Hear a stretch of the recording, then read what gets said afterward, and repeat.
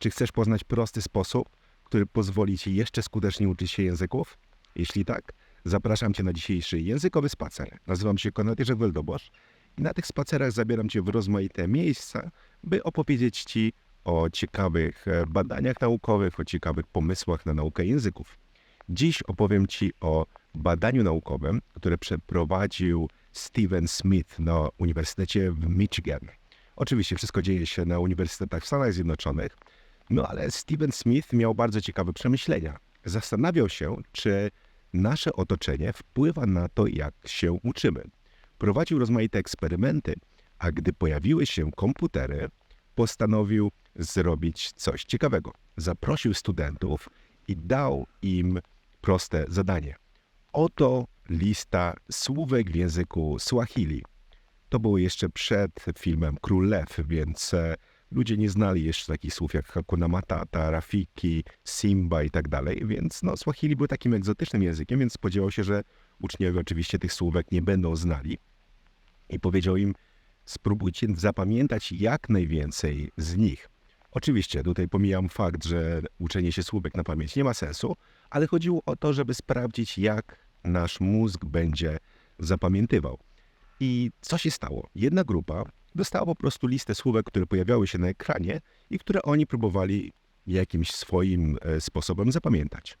Druga grupa z kolei otrzymała te same słówka, ale każdemu z tych słówek towarzyszył obrazek. One chyba pojawiały się na tle jakiegoś obrazka i nie był on zupełnie powiązany ze słowem, którego się uczyli. Czyli mogli mieć na przykład słowo szkoła, a w tle było na przykład, nie wiem, park, czy było jakieś drzewo. Czyli nie było zupełnie powiązania, ale chodziło o to, żeby te obrazki się zmieniały. I możesz już domyślać się, co się stało. Uczniowie, którzy zapamiętywali słówka i mieli do pomocy przypadkowe obrazki, mieli dużo lepsze rezultaty. I właśnie to podejście zainspirowało mnie troszeczkę do naszych fiszek. My przez dłuższy czas mieliśmy fiszki, w każdej fiszce nie było tak naprawdę obrazka, był jeden taki obrazek z flagą reprezentującą dany język, ale postanowiliśmy nieco je urozmaicić i dodaliśmy zdjęcia, które oczywiście nie są powiązane ze zdaniem, które słyszysz jako uczeń, ale te zdjęcia, one pomagają Twojemu mózgowi po pierwsze trochę tak zaciekawić się tym, co widzi, a po drugie dzięki temu zaangażować inne zmysły, jak zmysł wzroku, zmysł takiego też nasze jakieś wspomnienia, zaciekawienie tym, co widzimy i dzięki temu lepiej pracuje się z fiszkami. Ja sam to zauważyłem, bo ja też uczę się w Globocie i zauważyłem, że gdy pojawiły się obrazki, jest tak jakby dużo łatwiej przez te fiszki przechodzić. Dzięki temu mózg nakręca się trochę tym, co widzi i słyszy i dzięki temu efekty są rzeczywiście bardzo fajne. Tutaj jest ważna rzecz. Te obrazki nie są powiązane ze zdaniem, bo nie chcę tworzyć ułatwień. Kiedy słyszę jakieś zdanie, to chcę skupić się na tym, co słychać, a nie na tym, żeby obrazek mi dał jakąś podpowiedź. Bardzo często wiele aplikacji pokazuje na przykład obrazek jabłka i słyszysz słowo jabłko w tym języku, którego się uczysz. No i co się okazuje? Okazuje się, że ty tak naprawdę domyślasz się po obrazku, o co chodzi, a nie w tym rzecz. Musisz nauczyć się rozumieć ze słuchu. Ale mówiłem, że dotyczy to nie tylko języku, bo jeśli uczysz się z Globotem, to wiesz, o co chodzi, ale jeśli uczysz się czegokolwiek, czy to języków, czy czegoś innego, może być tak, że uczysz się zawsze w tym samym miejscu.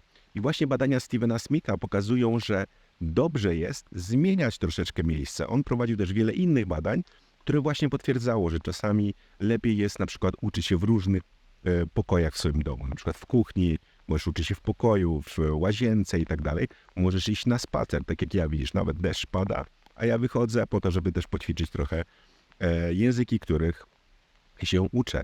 I jest to dobre rozwiązanie, jest to dobry pomysł i zobaczysz, że kiedy będziesz zmieniać miejsce, twój mózg będzie dużo lepiej zapamiętywać i nie będzie też wiązał tych informacji z miejscem, w którym przebywasz.